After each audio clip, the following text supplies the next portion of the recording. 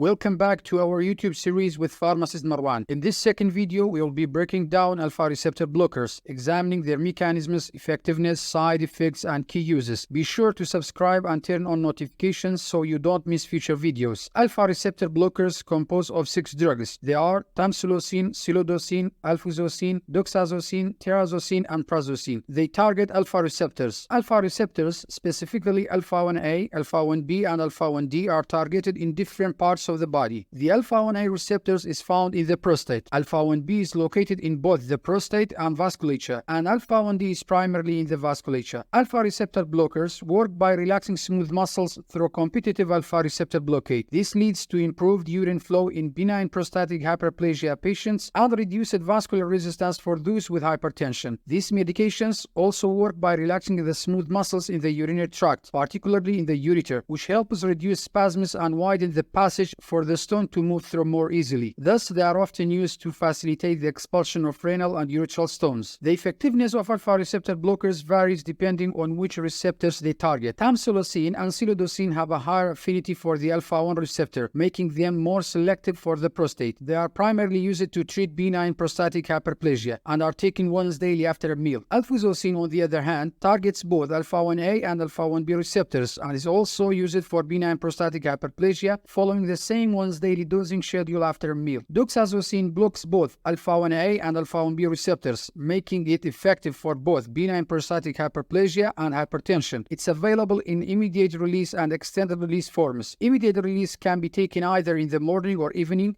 while the extended release form is only used for benign prostatic hyperplasia patients. Terazosin also targets alpha-1A and alpha-1B receptors and is used for both benign prostatic hyperplasia and hypertension. It's taken once daily, typically at night. Prazosin, which affects all 3 receptors, alpha-1A, alpha-1B, and alpha-1D, is primarily indicated for hypertension and is usually taken twice daily. According to a study conducted by Manohar and et al. In 2017, editors concluded that silodocin may provide faster and greater symptom relief compared to tamsulosin and alfuzosin in patients with benign prostatic hyperplasia. After just 1 week, silodocin showed an International Prostate Symptom Score (IPSS) score for short of 11.7, significantly lower than tamsulosin at 15.23 and alfuzosin at 15.4. In terms of quality of life, silodocin had a score of 2.2 compared to 2.77 for tamsulosin and 2.3 for alfuzosin. By the 12th week, silodocin continued to show the greatest improvement, reaching an IPSS of 7.97, while tamsulosin and alfuzosin had scores of 11.03 and 11.43 respectively. Silodocin also had the best quality of life score, improving to 1.2 compared to tamsulosin at 2.03 and alfuzosin at 1.53. These findings suggest that silodocin could offer better and faster relief of symptoms, as well as a greater improvement in quality of life compared to tamsulosin and alfuzosin. According to a 2012 review and meta-analysis by Hiran et al. Comparing the blood pressure lowering effects of doxazosin, prazosin, and terazosin, no one alpha blocker was found to be superior. The study concluded that all 3 drugs had a modest impact, with an average reduction of 8 mm mercury in systolic and 5 mm mercury in diastolic pressure for a baseline of 155/101 mm mercury. Despite this, the reduction was deemed unsatisfactory, emphasizing that none of the medications stood out in efficacy. While in another study comparing the efficacy of alfuzosin, doxazosin, tamsulosin, and silodocin for mid-proximal urethral stone expulsion, the stone size varied slightly, with silodocin's group having the largest stones at 6 mm, while the others were around 5.2 to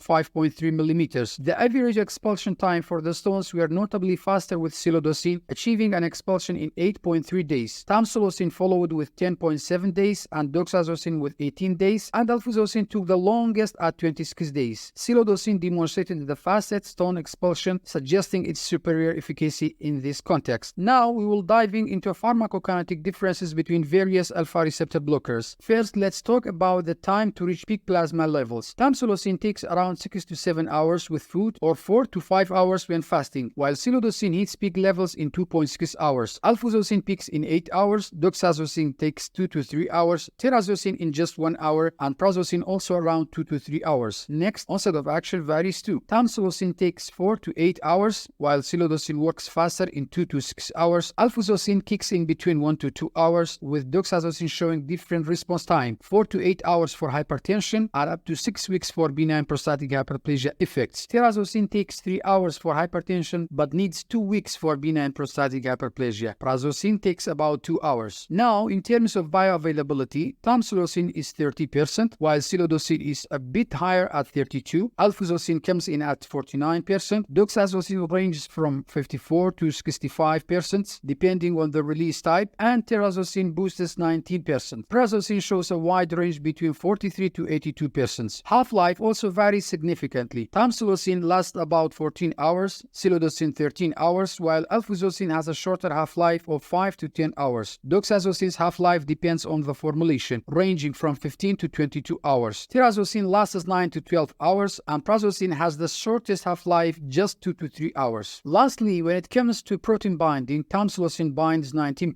silodosin at 97%, alfuzosin 85%, doxazosine 99%, terazosin 92%, and prazosin at 97%. Regarding the side effects, each alpha receptor blockers has its unique profile. Headaches are most commonly reported with tamsulosin, affecting 20% of users, while prazosin and doxazosine both report 8%. Alfuzosin 3 and terazosin 2.5 show lower rates, and silodosin with just 2 has the least occurrence. Orthostatic hypotension, which is a sudden drop in blood pressure when standing up, is most prominent with prazosin, affecting 10% of users. Tamsulosin 13% and terazosin 5% follow, while silodosin, alfuzosin, and doxazosine all show much lower rates of around 2 to 3%. Abnormal ejaculation is a significant concern for silodosin users, with 28% experiencing this side effect, far higher than tamsulosin's 13%. The other drugs, alfuzosin, doxazosine, terazosin, and prazosin, show minimal occurrence at only 1 to 2%. For rhinitis, tamsulosin again leads, affecting 15% of users, while terazosin 4%, doxazosine and prazosin 3% each come next. Silodosin and alfuzosin are tied with the lowest rates at 2% each. As a conclusion, we can say for benign prostatic hyperplasia, tamsulosin, silodosin, and alfuzosin are favored for patients who need prostate symptom relief without significant blood pressure reduction. Their selectivity for alpha-1A makes them ideal for urinary flow improvement. Silodosin, although provide better efficacy, however, has a notably higher rate of abnormal ejaculation, which might affect patient compliance. For both benign prostatic hyperplasia and hypertensive patients, doxazosine and terazosin provide dual benefits by relaxing both the prostate and blood vessels, but they carry a higher risk for hypotension compared to more selective agents. For hypertension, prazosin's broader activity on all 3 receptors make it effective for lowering blood pressure. However, the need for twice-daily dosing may be less convenient for some patients compared to once-daily options like doxazosine or terazosin. In summary, the choice of alpha receptor blockers depends on the specific condition being treated, either benign prostatic hyperplasia, hypertension, or both, and the patient's susceptibility to side effects such as hypotension or abnormal ejaculation. Thanks for watching this episode on alpha receptor blockers. We hope you found it helpful. If you have any questions or suggestions for future topics, please comment below. Don't forget to like and subscribe to our Daily Pharma channel for more insights. Until we meet again, keep learning and take care.